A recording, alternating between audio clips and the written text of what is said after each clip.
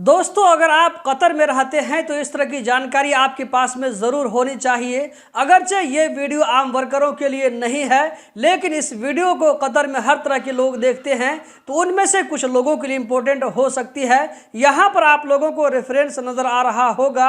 बलदिया की तरफ से कहा गया है कि कतर में रहने वाले लोग इस बात का ज़रूर ख्याल रखें कि अगर आप लोग वहाँ पर घूमने के लिए बाहर निकलते हैं तो अपने साथ में इस तरह का जो है खूंखार जानवर जो होता है, जैसे यहाँ पर आप लोगों को कुत्ता नजर आ रहा होगा, तो यहाँ पर कहा जा रहा है कि इस तरह के कुत्ते को अपने साथ में लेकर के बाहर न निकलें। पब्लिक प्लेस में इस तरह के खतरनाक जानवर को ले जाना बिल्कुल मना है। इसी तरह वहाँ पर इस तरह के जानवर को खरीदो फरोख्त करना, यानी कि जानवर को बेचना या ये के खरीदना, ये जो है सख्ती से मना है।